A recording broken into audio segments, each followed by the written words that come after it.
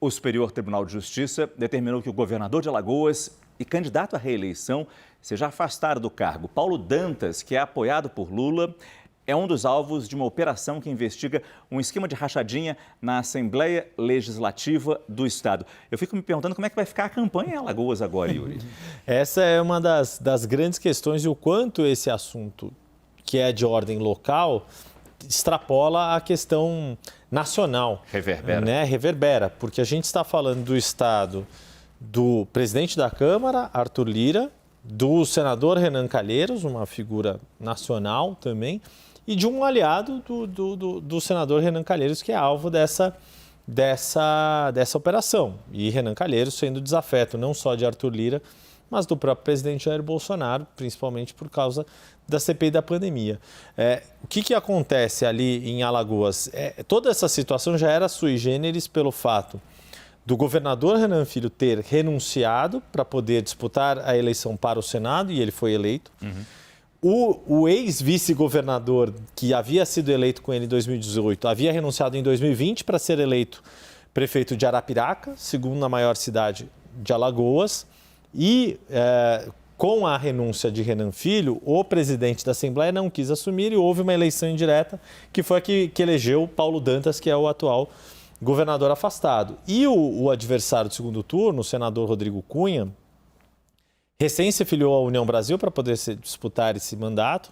Ele era do PSDB e ele ainda por cima tem toda uma história familiar, pessoal, bastante forte e trágica, né? Ele é filho de uma deputada que foi assassinada em 98, a mando dos suplentes que queriam ficar com a vaga dela de deputada federal, a deputada Ceci Cunha, em um caso que... Os casos mais escabrosos da política da atual... Da história e foi metralhada especial. Na porta de casa. Ela no e o dia marido. Da diplomação. Exato, né? No dia da diplomação provavelmente da nova república, né? Ou da república, do atual período de redemocratização, é um dos casos mais violentos, né? Estou tentando puxar pela memória se mais algum parlamentar do Congresso Nacional foi assassinado tão diretamente por um motivo político como esse, né? Eu fico imaginando se a campanha de Rodrigo Cunha ganha força. Ele teve 26,7% dos votos no primeiro turno. O governador Paulo Dantas, esse afastado, 46%.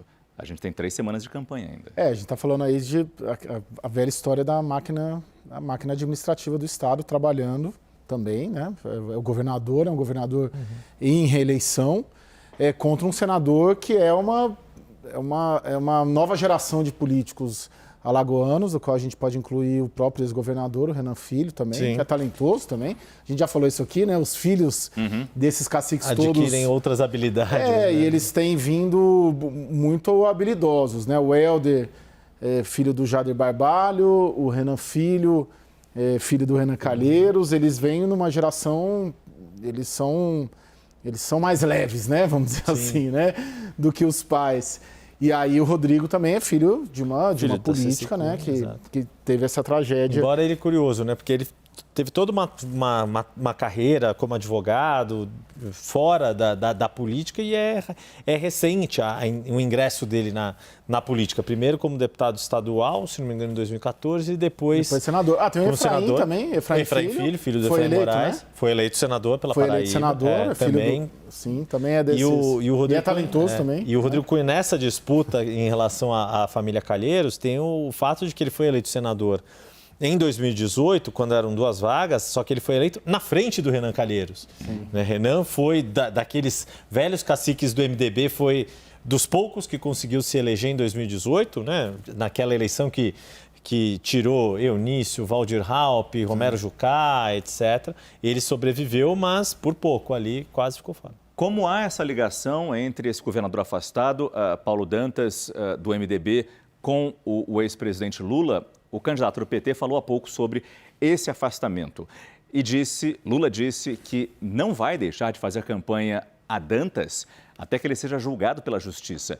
Ele respondeu ao repórter Tainá Falcão, que está acompanhando a agenda do ex-presidente no Rio de Janeiro.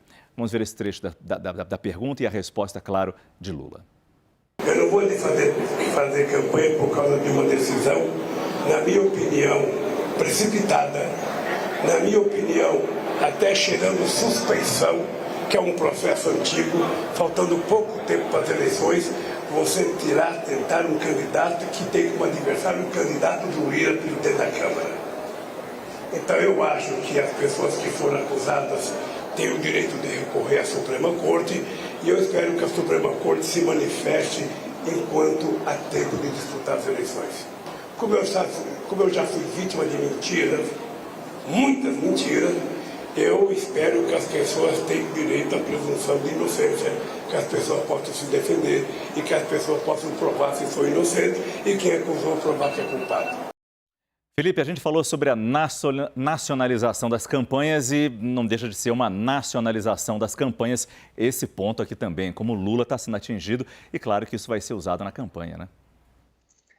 O Paulo Dantas é governador e é candidato, né? E a candidatura até o momento está mantida. Existe até discussão jurídica sobre esse ponto, mas muita gente dizendo que ele permanece elegível. E nessa quinta-feira, o Superior Tribunal de Justiça vai decidir de uma maneira colegiada sobre essa determinação da ministra Laurita Vaz de afastar o governador até esse momento. Houve ali um valor de 54 milhões, me parece sequestro de bens, etc. Há uma investigação sobre a Casa Legislativa de Alagoas, que está acontecendo desde 2017, mirou ali 10 deputados estaduais. O valor desviado, supostamente, pelo menos de acordo com a investigação, seria de 150 milhões de reais. E eu digo isso para contextualizar, porque eu não me conformo muito com esse apelido que se ganhou e veio aqui do Rio de Janeiro, da Assembleia Legislativa do Estado, de rachadinha, que parece uma coisa menor. A gente está falando de desvios milionários. Aqui na Alerj, os casos que resultaram em denúncia do Ministério Público do Rio de Janeiro são casos de desvios milionários de dinheiro do contribuinte, dinheiro do pagador de imposto. E, lamentavelmente, as casas legislativas no Brasil como um todo, em nível municipal, estadual e federal, elas dão muitas brechas a esse tipo de esquema. Há muito pouca fiscalização e mesmo com todos esses casos, aqui no Rio de Janeiro teve a lista do COAF, 27 deputados estaduais cujos assessores tiveram movimentações bancárias atípicas. Algumas renderam investigações que avançaram, outras não. E depois disso tudo, dessa repercussão nacional, com o caso do Flávio Bolsonaro, as casas legislativas ainda são paraísos para esse tipo de esquema com funcionário fantasma. Então isso precisaria ser discutido também, mas não é de interesse de muita gente.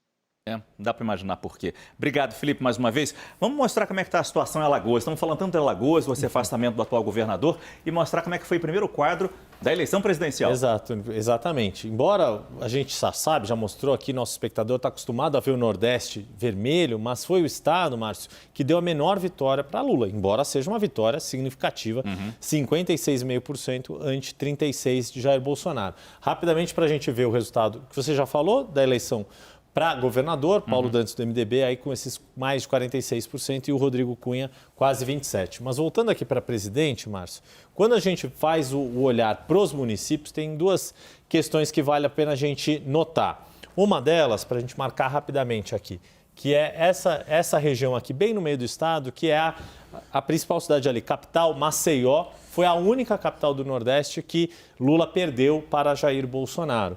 E a gente vai ver aqui a votação. Vamos lá? Opa, apertei do lado, desculpa.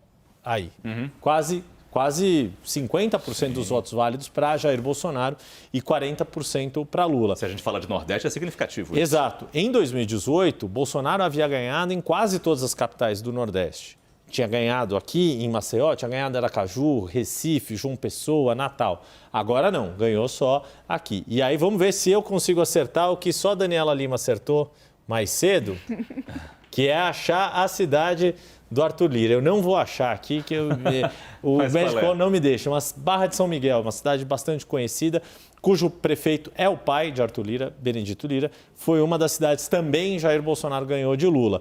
Por 30 votos, mas ganhou. E aí o que é curioso, das 15 cidades que Bolsonaro ganhou de Lula em todo o Nordeste, no universo de mais de 1.700, metade, 8, estão aqui em Alagoas. Ou seja, é um estado lulista como todos os estados do Nordeste, mas é onde Bolsonaro consegue dar uma aliviada muito até pela ajuda de Arthur Lira. Obrigado, Yuri. A gente vai continuar acompanhando essa história, claro, assim como vamos continuar acompanhando todo esse segundo turno da eleição aqui no nosso especial Arena Eleições. Agradecendo ao Felipe Moura Brasil, ao vivo do Rio de Janeiro, como sempre. Claro, também Yuri, Raquel e Caio. Muito obrigado pela presença de todos vocês, também em casa, que nos prestigiaram nesta terça-feira. Assim nós encerramos esta edição do CNN Prime Time. CNN, você por dentro de tudo. Boa noite a todos e até amanhã.